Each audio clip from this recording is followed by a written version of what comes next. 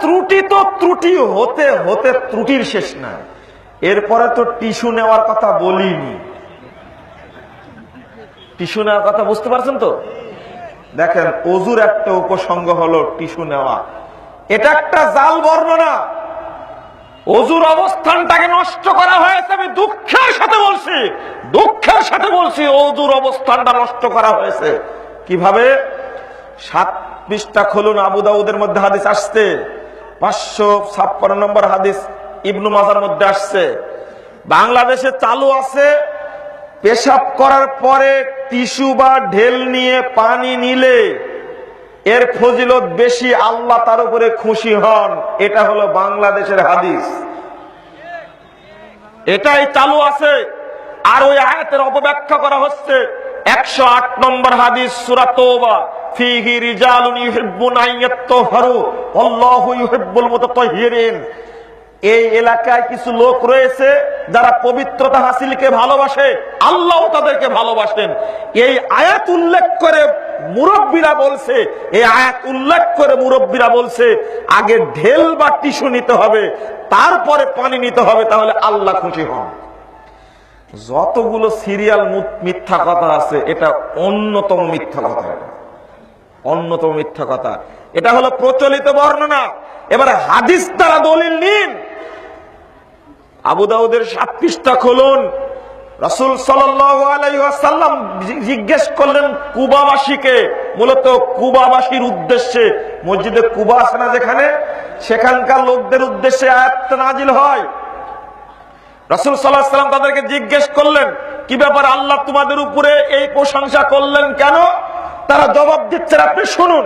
তারা জবাব দিচ্ছেন যে নাক্তাসিলু বিল জানাবা, অপবিত্র হলে আমরা গোসল করি, ওয়া নাস্তানজি বিল মা, আর পানি দ্বারা ইস্তেনজা করি। কথা বুঝতে পারলেন? এরপরে আল্লাহ রাসূল বলেন ফাযাকা, এই জন্যই আল্লাহ তোমাদেরকে প্রশংসা করেছেন, বলুন আলহামদুলিল্লাহ।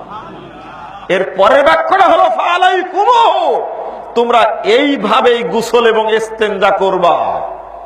তাহলে ফজিলত কার মধ্যে? টিস্যুর মধ্যে না পানির মধ্যে? হ্যাঁ, পানি পেলাম না, টিস্যু ব্যবহার করলাম, পানি নাই ঢেলা ব্যবহার করলাম, আর পানি ব্যবহার করা লাগবে না, এটাই সুন্নাত। পানি পাওয়ার পরেও যদি কেউ টিস্যু ঢেলা ব্যবহার করে, রাসূলের সুন্নাতের খেলাফ করা হলো। এর পরে যদি বলা হয় 40 কদম হাঁটতে হবে, তাহলে আর কিছু বলারই নাই। ইসলাম, আমি আপনাকে বলছি, টিস্যু নেওয়ার পরেও কি আপনি নিশ্চিত যে পেশাবের ফোঁটা বের হবে না? টিস্যু নেওয়ার পরেও কি আপনি নিশ্চিত যে পেশাবের ফোঁটা বের হবে না? আপনাকে নিশ্চিত? যে না, নিশ্চিত নয়। এই জন্য ইসলাম বলে দিয়েছে, আল্লাহর নবী সাল্লাল্লাহু আলাইহি সাল্লাম বুঝা দিচ্ছেন, ওযু করার পরে তুমি ডান বা বাম হাতে পানি নিয়ে লজ্জাস্থান বরাবর ছিটে দিবে। আল্লাহ পাঠিয়ে দিয়েছেন জিবরিল আমিনকে, মুহাম্মদ সাল্লাল্লাহু আলাইহি সাল্লামকে জিবরিল আমিন শিক্ষা দিচ্ছেন, আর আপনি এর থেকে বিরত থাকছেন। পেশাবের সতর্কতার জন্য আপনি ঢেলা টিস্যু পানি ব্যবহার করছেন। এই সুন্নাতটা তাহলে কি জন্য দিলেন?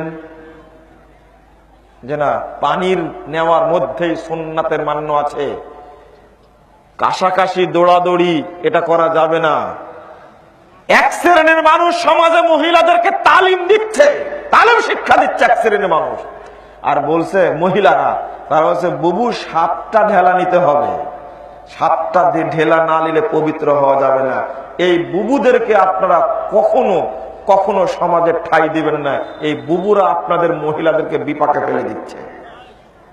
সালাত শিখতে চাইলে আপনি জাল হাদিসের কবলে রাসূলুল্লাহ সালাত দুইটাই আলাদা করে জানুন, কোনটা ভুয়া আর কোনটা সঠিক।